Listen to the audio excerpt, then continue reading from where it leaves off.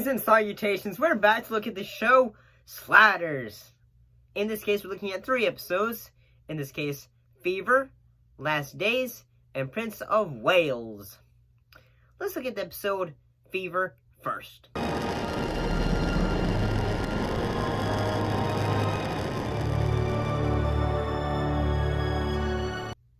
What happened in this episode? When Wade is infected with a deadly pathogen on an Earth rocked by an epidemic where Quinn's double is Patient Zero, Rembrandt and Arturo race to find a cure and free Quinn from a Gestapo-like health agency. Honestly, I gotta say, after, COVID and all this one, COVID and all that, I feel like this one feels very, relevant. This episode feels very relevant in the fact that, in the fact that, it's a illness that, an epidemic-based episode. I do find it, an interesting concept of, having, what if the world, penicillin, modern medicine really wasn't ever invented, so people, just dealt with diseases and illnesses that we now just say, the common cold or something like that. And I have to say that I'm really surprised me, how great everyone does in this episode.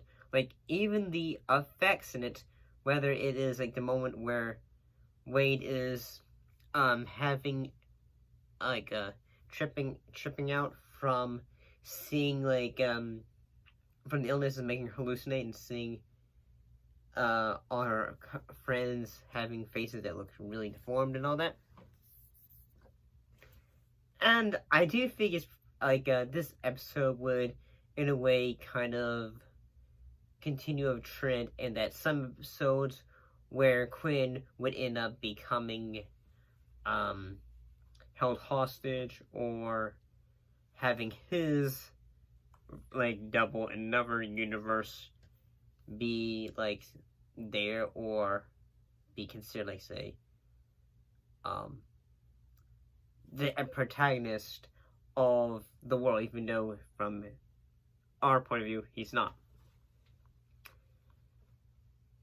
And I think, the idea that the professor is basically basically what the professor does in the episode is he creates penicillin, which is, in a way, causes the cure for the Q virus. Yeah, that's the name of the virus. It's called the Quinn virus because Quinn is Patient Zero. Everyone stay where you are. The facility is under stage 1 quarantine. Which one?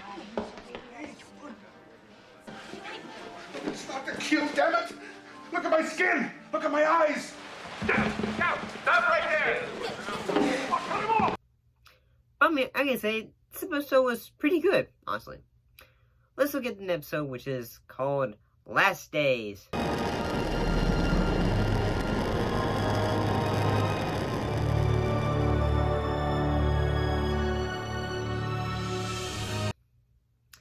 In this episode, basically in a few, an asteroid is about to hit the Earth, so in a way they're trying to feel what can we do to stop it, and as well as the professor ends up bumping into Conrad Benish, a young scientist with questionable ambitions.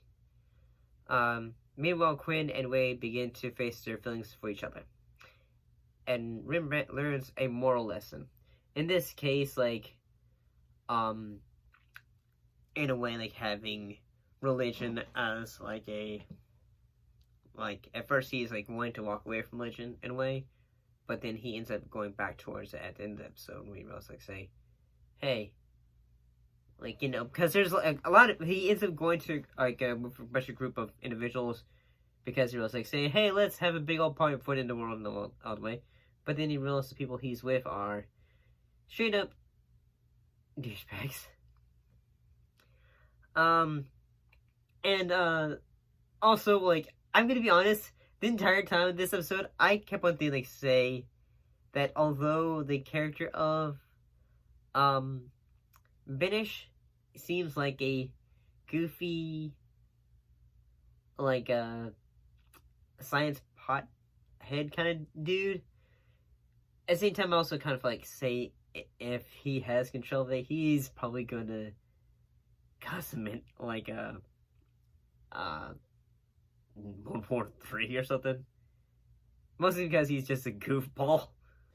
And yeah, I do find it pretty interesting the fact that the alternate version of Quinn from that university doesn't, instead of like using the slider to go to other things, he has used it as a time machine, which is a pretty cool idea, honestly. At the same time, like using that as a time machine because he likes dinosaurs. He's a paleontologist anyway, which is pretty cool.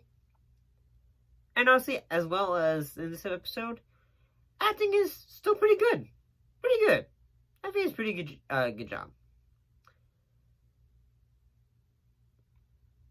And especially this, I'll be honest, this episode reminds me of Don't Look Up in a way, because there is going to be an asteroid or comet that's going to hit Earth, and then they use the big bomb, or also known as Fat Boy, to try to destroy it before it can impact Earth.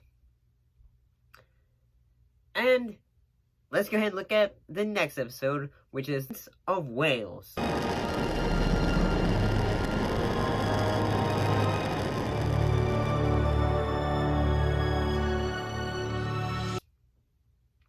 And what happened in this episode? In a world where Great Britain successfully suppressed the American Revolution and every war, the Slayers are embroiled in an assassination plot involving the heir to the throne and an evil sheriff of San Francisco who happens to be the professor's double.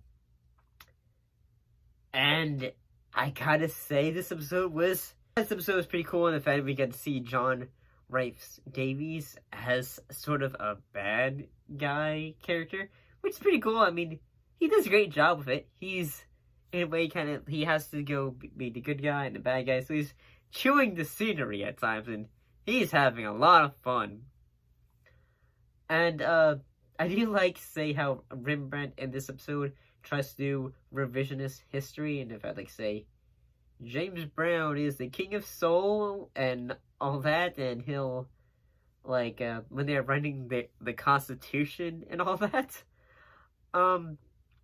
Oh, and at one point in the episode, Quinn, is basically talking about, how he, in a way, they're trying to create the Bill of Rights, but at the same time, there's a moment where he quotes, John F. Kennedy, not what you can do for a country.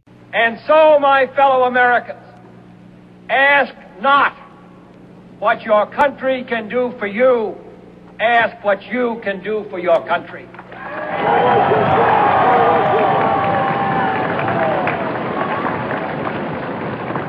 My fellow citizens of the world, ask not what America will do for you, but what together we can do for the freedom of man.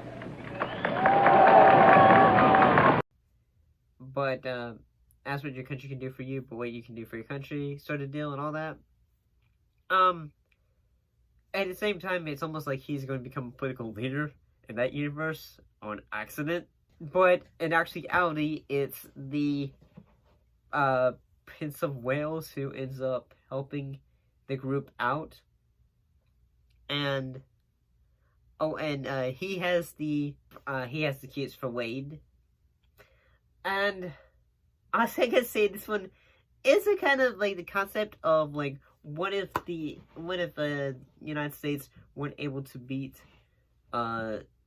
Britain and the American Revolution and all that. Pretty cool idea. And I still think that it's an idea that's been done before in science fiction, whether it was done in video games as well, say Assassin's Creed, The Wrath of King George, I believe it was. Revisionist history is always pretty cool, but it usually depends on what your topic is, I guess. And overall, I'm gonna say all three of these episodes are pretty good. Honestly, to say it, I'm starting to really like Sliders. What are y'all thoughts on these three episodes? Do you like them? Do you not like them? What are your thoughts in the comments down below? Let me know. I'll see you later.